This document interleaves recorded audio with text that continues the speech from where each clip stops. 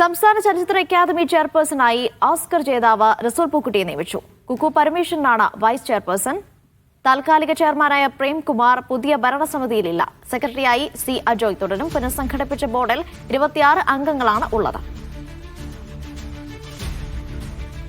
V P Safan വിവരങ്ങൾ നൽകും. സഫാൻ, റസൂൽ പൂക്കുട്ടിയുടെ നിയമനവുമായി ബന്ധപ്പെട്ട നിർദ്ദേശം നേരത്തെ വന്നതായിരുന്നു. പുതിയതായി ആരൊക്കെയാണ് ഈ ബോർഡിലുള്ളത്? അനീഷ, നിലവിലെ ഭരണസമിതിയുടെ കാലാവധി അവസാനിക്കുന്നതിന്റെ പശ്ചാത്തലത്തിലാണ് കേരള ചലച്ചിത്ര അക്കാദമി ഭരണസമിതിയെ സർക്കാർ പുനഃസംഘടിപ്പിച്ചത്. ഓസ്കാർ ജേതാവും സൗണ്ട് ഡിസൈനറുമായ റസൂൽ പൂക്കുട്ടിയാണ് ചലച്ചിത്ര അക്കാദമിയുടെ പുതിയ ചെയർമാൻ. നടി കുക്കു പരമേശ്വരനാണ് വൈസ് ചെയർപേഴ്സൺ. സി അജോയ് നിലവിലെ സെക്രട്ടറിയാണ്. അദ്ദേഹം സെക്രട്ടറിയായി തുടരും. സന്തോഷ് കിഴാറ്റൂർ, നിഖില വിമൽ, ബി രാകേഷ്, സുധീർ കരമന, റെജി എം ദാമോദരൻ, സിതാര കൃഷ്ണകുമാർ എന്നിവർ ജനറൽ കൗൺസിലിൽ ഉൾപ്പെട്ടിട്ടുണ്ട്.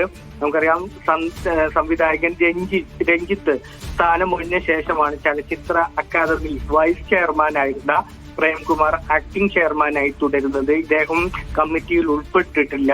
ഹേമ കമ്മിറ്റി പുറത്തു വന്നതിനെ തുടർന്ന് ആരോപണങ്ങളുടെ പശ്ചാത്തലത്തിലായിരുന്നു സംവിധായകനും നടനുമായിരുന്ന രഞ്ജിത്ത് സ്ഥാനമൊഴിഞ്ഞത്. ഇതിന് പിന്നാലെയാണ് പ്രേംകുമാർ വൈസ് ചെയർമാനായിരുന്ന പ്രേംകുമാർ ചെയർപേഴ്സണായി തുടരുകയും ചെയ്തിരുന്നത്. സംസ്ഥാന ചലച്ചിത്ര പുരസ്കാരങ്ങൾ ഈ നവംബർ 3 പ്രഖ്യാപിക്കാനിരിക്കെയാണ്. 2 ദിവസം മാത്രം ബാക്കി നിൽക്കുകയാണ് പുതിയ ഭരണസമിതിയെ സർക്കാർ നിയോഗിച്ചത്. 2022 ജനുവരിയിലാണ് നിലവിലെ ഭരണസമിതി വന്നത്.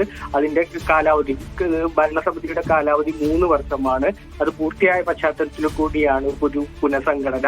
നേരത്തെ ഷാജിയൻ കരുണിന്റെ മരണത്തെ തുടർന്ന് ചലച്ചിത്ര വികസന കോർപ്പറേഷൻ ചെയർമാനായി അടുത്തിടെ സംവിധായകൻ കെ മധുവിനെയും സംസ്ഥാന സർക്കാർ നിയമിച്ചിരുന്നു.